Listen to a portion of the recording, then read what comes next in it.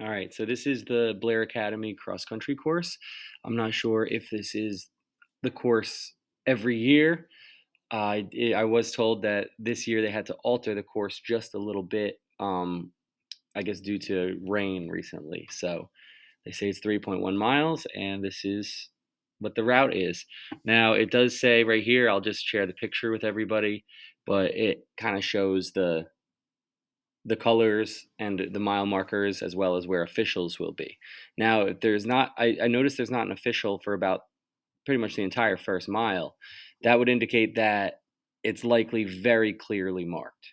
So you start in this field, looks like right around by this softball, baseball field near the track. You're gonna go straight, you cut left, you run down this road, looks like concrete, and then you cut left, you run kind of through the field towards the right field of the field that you started at, cut left, and now you kind of hug the tree line here. So follow this, you got to follow all the way to the red, and then you cut left again. Now you're kind of going around what looks like the tennis courts, and you turn right to go more towards the actual road. It says that the first 3/4 of a mile is flat, so it might be a good idea to really take it out hard and try to be in very good position for this. Now loop two, or the second part of this, now you hop on the blue. So it looks like you might be going through, at least you're running the outside of this tree line.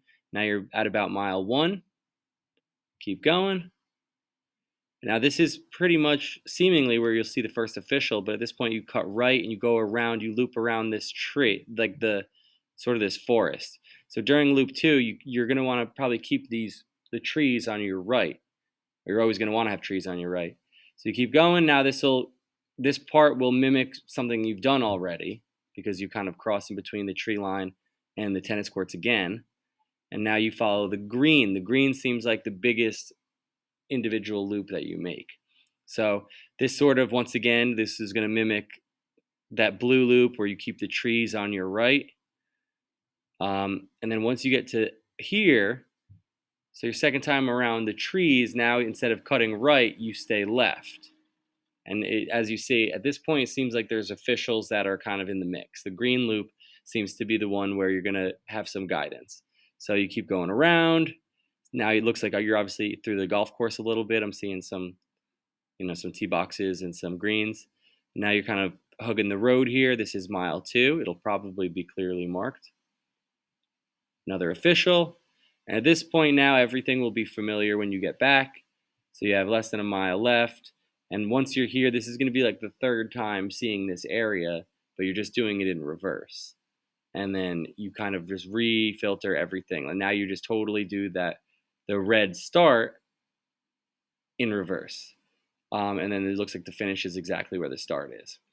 So, as far as strategy for the race, you know that the first 3/4 of a mile and the last 3/4 of a mile are totally flat. So that's something to really take advantage of.